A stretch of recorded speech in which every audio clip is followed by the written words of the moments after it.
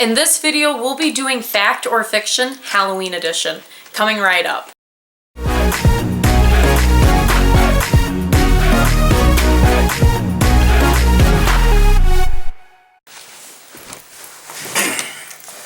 Why are you dressed like that? It's Halloween. I thought we'd dress up for this. Better. Whatever, at least I'm not a princess. Just let it go.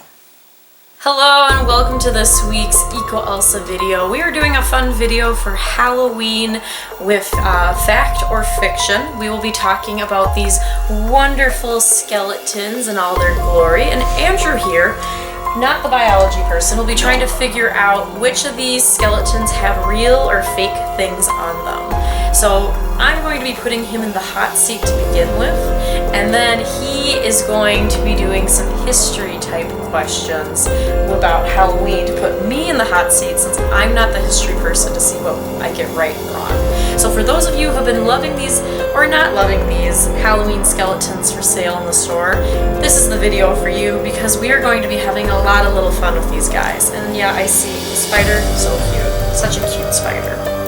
So, ready to get started?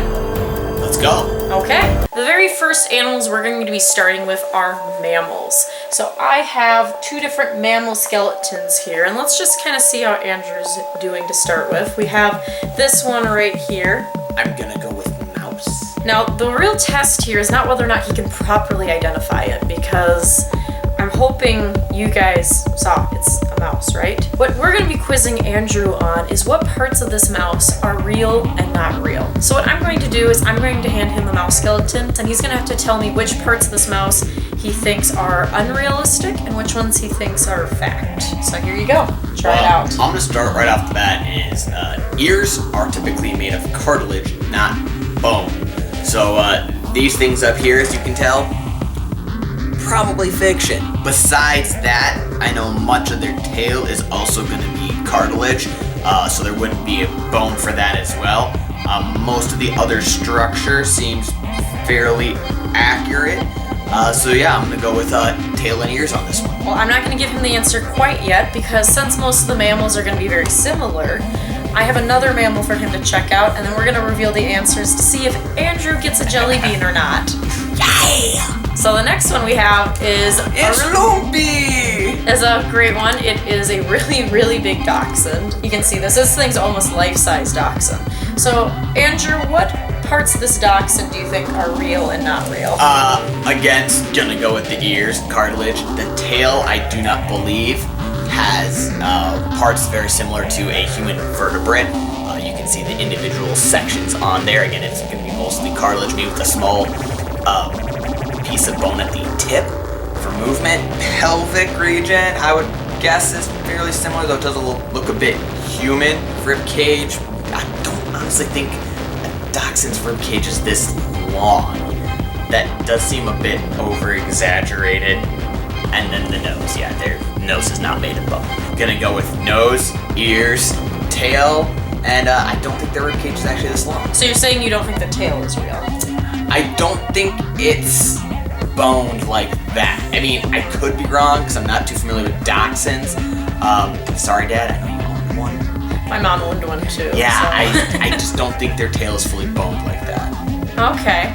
So for those of you watching at home, you obviously can't see the screen I'm going to pull up the real answers on, but luckily enough for you, down here below, I will be putting a photo showing you what the real versions of these skeletons look like. So let's see how much Andrew got correct. Come on, no whammies. So, it's close. Yeah. So for the dachshund, as you can see, he got the fact that the dachshund's not going to have ears because this is cartilage, or actually mostly like skin too. You're welcome, Miss Molitor. I did pass 7th grade life science. Surprisingly. He did get the nose. So the nose itself is an organ and it's not bone, so it's not going to show up on the skeleton. However, tail, very accurate. But he did get the rib cage. If you take a look, the dachshund doesn't have a rib cage all of the way down. It's similar to most other mammals, where it's going to be about half of the body. High five on the dachshund. Yeah. I think you get a jelly bean for this one. You got more right than wrong. However, you did think the tail. Well, just give me it. One jelly bean? Yes, please. Here you go. Cherry pie! Okay, now let's see how well he did on the mouse. I think I was... Holy crap, does that look like a velociraptor? Seriously.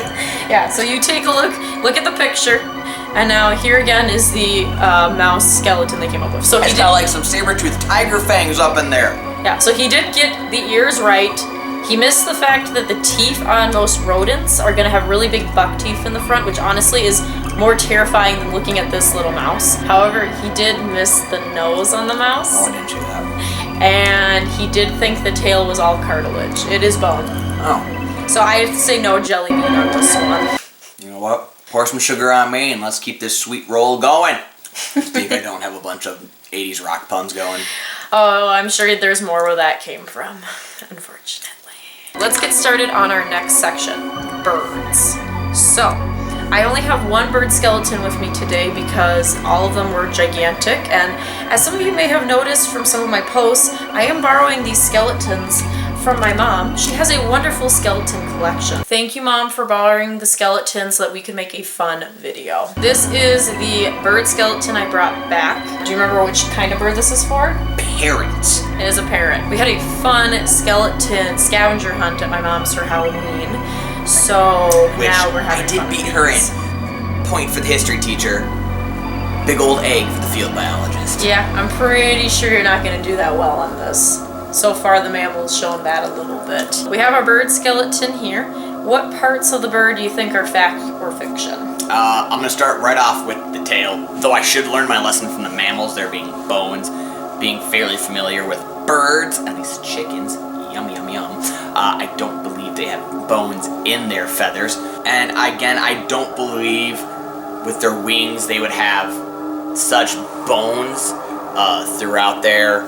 Mostly I think it's going to be the joint here that connects to the muscles that the feathers come off of. I do know that birds typically do have a lighter bone that helps with the weight ratio for them to be able to achieve flight. Okay, so we do remember High some school things. physics, y'all. Well, that was actually more biology than physics, but you know, fellow scientists, he's trying, okay? So now, since we only have one bird for this section, we're gonna go over to see how well he did. So take a look, write it down here.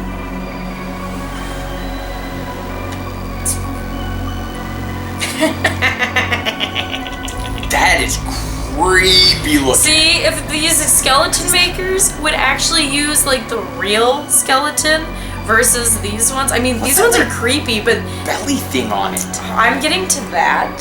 If they would use these actual real skeletons, they're kind of honestly terrifying. But like, these are creepy. But like, this is like, what is that and what does it do?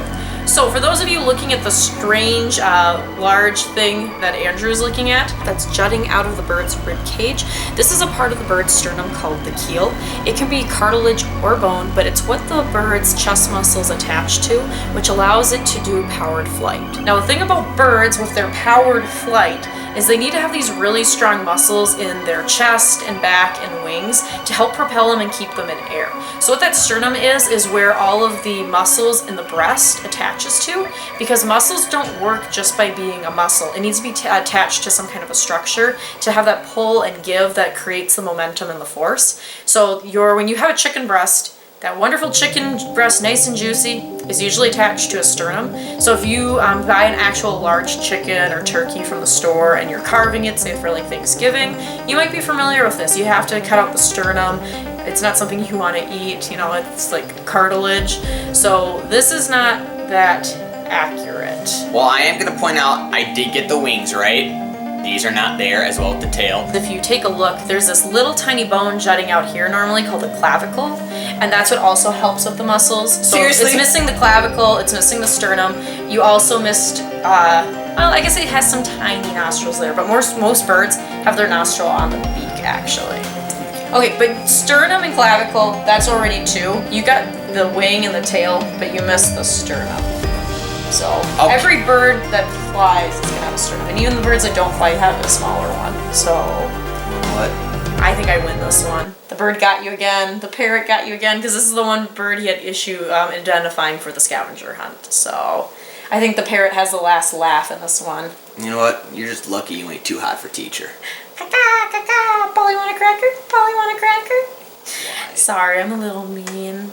But he's been rubbing it in since he won last night, so. I ate your cousin! Let's get on to our next section, and this is going to be the herps. So for those who aren't familiar, the herps are going to be things like amphibians and reptiles. We have two different herps here, so once again, Andrew's going to be figuring out what pieces are real and not real. He'll be making his decisions, and then I will reveal the answers for both of them. We have this little guy. You recognize what this is? I'd say maybe it's more of a toad? Okay. Or is it a frog itself? I don't know. It kind of gives a toady vibe to it. Okay, but what features of it look realistic or not realistic? I don't believe they have that large of a rib cage. That's fairly large. The webbing, there would not be webbing on a skeleton. That's going to be, again, flesh and skin. I don't think they'd have, if you look really close up here on the skull, these protrusions right above the eye socket, that would most likely be for protection. I don't think they're going to be A as pronounced or B even existent on there. The pelvis does look a little humanish. Our next animal that we are doing is the snakes. And for those of you who don't know, a few years ago, Andrew and I had to come to a negotiation about this critter and spiders because I like them and I would like to have them as pets, but I'm a normal doesn't. person and I don't want those things anywhere near me. Yes, so the rule is I don't get any snakes and spiders, but I get to have 4 lizards since I'm giving up snakes and spiders. I get 2 dogs, so I'm not going to complain. It works. So next we have the snake skeleton. So I have it, it's pretty big. So if you take a look, Andrew's going to try and figure out what of this is more or less realistic. Well, first and foremost, I know the ribs are not actually this large. If you look at it, you can see they are fairly sizable. Snake ribs are much finer. There's going to be more of them. That allows them really that mobility that we're familiar with them.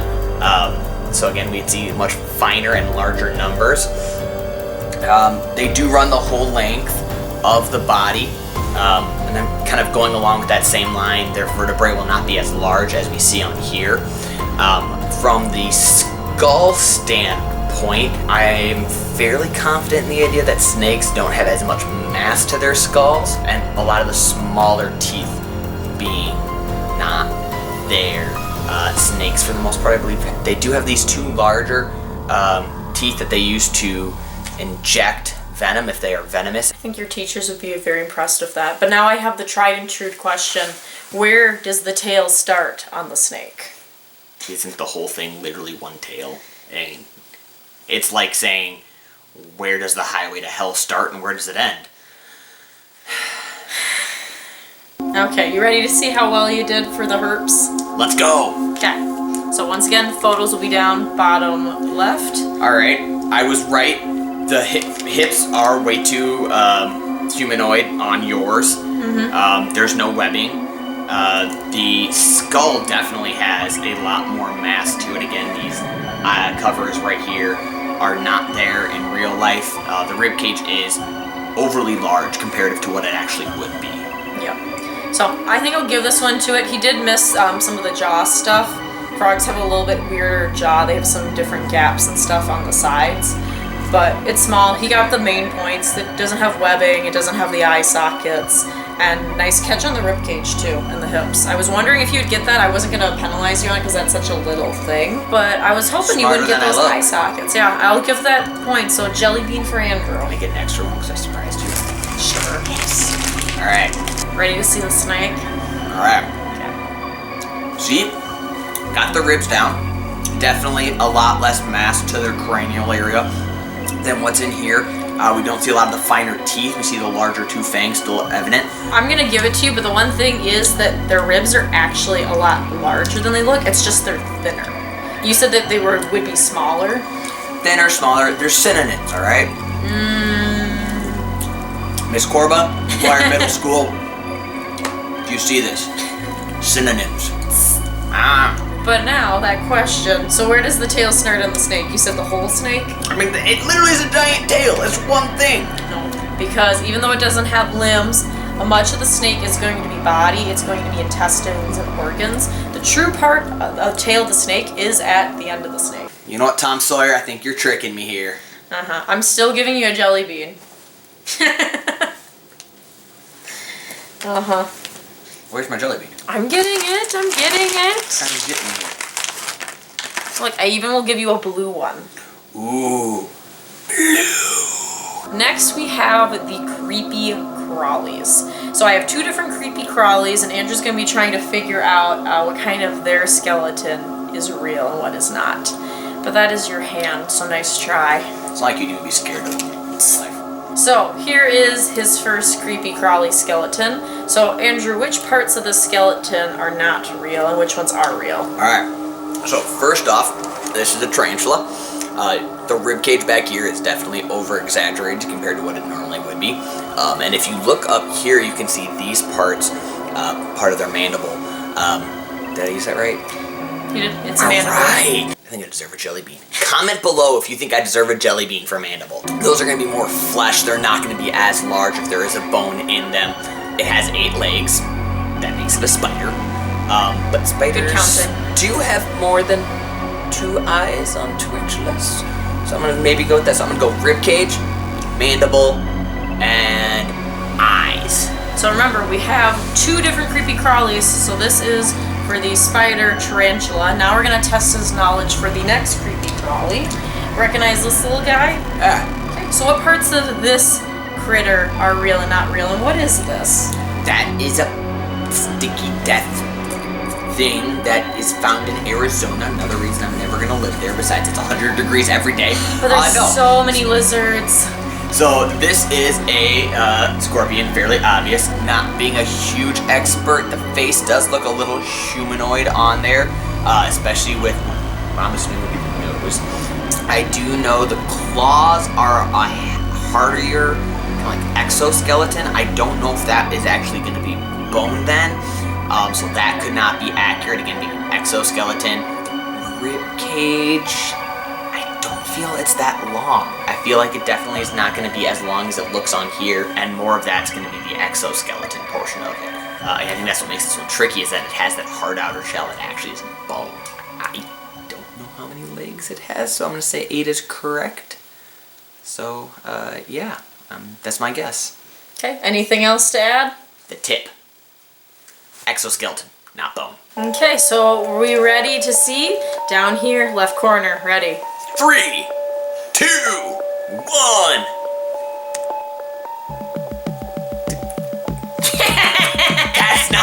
That's not an actual skeleton. That's a real spider. And you know I hate spiders. Okay, scorpions I'm not scared of. That one I can go in. Okay, why? I thought you were gonna have a skeleton. I don't like looking at that. It has an exoskeleton. There is no real skeleton. This is completely fake. It is so unreal. This is why people have issues with these skeletons if you work in my field, because folks, you may be familiar with this, and you may have started giggling the second he started talking about the rib cage and the mandibles. Hey, I was right though. The mandibles are not real. There's no bone. The whole thing is not real. Okay, so he got the spider wrong. Sorry. Yeah, exactly. Now we're going to try the scorpion. All right, scorpion, and it's all an exoskeleton. Yes, it is. I got the pincers, the tail right, and I said the ribcage would not be as large. And the face was too... The whole thing is not real, though. Well, you wanna know what? I was like 60% correct, and you know what? That's a pass. I was 61%. That's a passing grade. I don't know. So for all of you who are watching at home, leave in the comments below what kind of grade would you give Andrew for his skeleton ideating abilities, especially for these last 2. And then for those of you who have been tolerating and eye-rolling the skeletons this year because of how unrealistic some of them are, I know, I share your pain, but the thing to keep in mind is they do help people be a little bit less afraid of things. Like, my mom was really afraid of, like, these kind of little critters until she saw the skeletons, and it was just kind of funny and cute. And she started collecting them, and she really, I know, she loves her skeleton collection. She keeps adding to it. She has almost 30 of them. She has 24 right now. But we're buying 30. We're buying her more. Shh. Okay. So, and she loves Halloween, and these great little guys make it a really easy conversation to talk to people about invertebrates. Because literally, I had to call them creepy crawlies because their name, invertebrate, literally means no bones.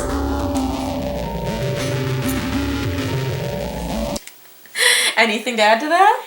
No, you got me on that one pretty easily. Okay, so thanks for watching this bit. For those of you who are ready to now have me in the hot seat, and Andrew gets to enjoy quizzing me on history Halloween facts, so it can only be fair, it is my turn to see if I can earn some jelly beans. But just keep in mind, while these are unrealistic, they do kind of play a role in helping start a conversation about skeletons and learning about biology and all the wonderful Halloween creepy crawlies. So let's move on to part 2, the history questions for Halloween. All right, welcome to Adventures with Andrew, Halloween edition. Cue my intro. There's no intro, is there? You needed to make one still.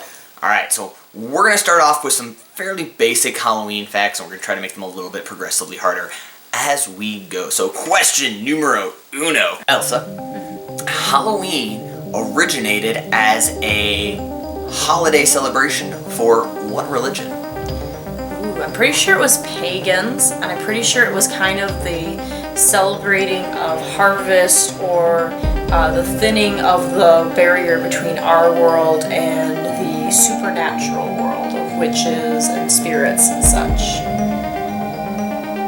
Yeah, just get your jelly bean.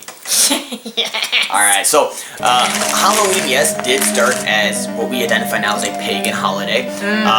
Ghost tears. From how we view it, we trace it back to the Celts of England, and it was their celebration of the end of fall as plants and animals would die off with winter. And it was, again, that barrier between life and death was seen to wane. So it was always celebrated on the eve of November. So yeah, right around the same time.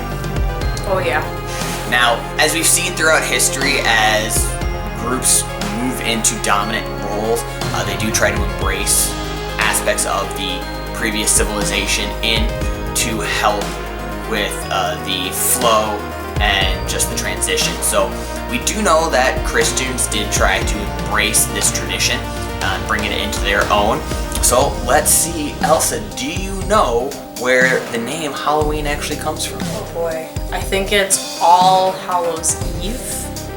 Like the eve of the world's thinning. Wanna what?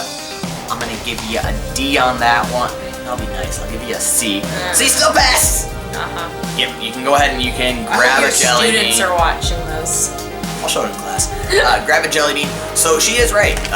Halloween does come from All Hallows Eve, and it comes from a variation of All Souls Day, which was the Christian version of kind of celebrating the deceased, kind of their version of Dia de la Muerte, or the Day of the Dead in Latin culture. It's also connected to All Saints Day, where the Catholic Church would celebrate the lives and the martyrs of the saints that came before them.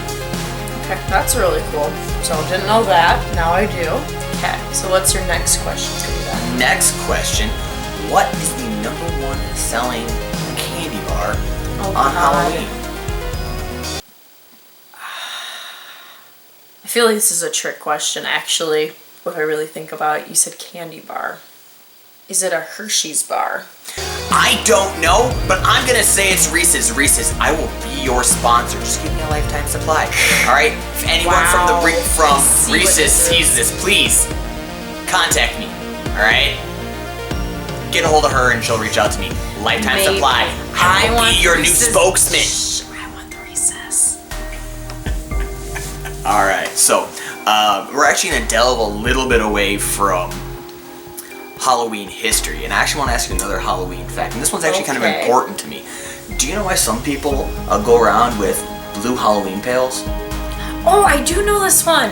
It's because if someone carrying a blue Halloween pail, they might have some kind of ability that differs from normal trick-or-treaters. They might be a little bit older, they might have an ability where it's a little bit harder for them to grab one piece of candy, and the blue pail is supposed to mean you need to just be patient with them when they come to trick-or-treat at your house and not to turn them away and let them participate in Halloween the way all kids like parents participating in Halloween, no matter what their age is. Perfect. I did get it?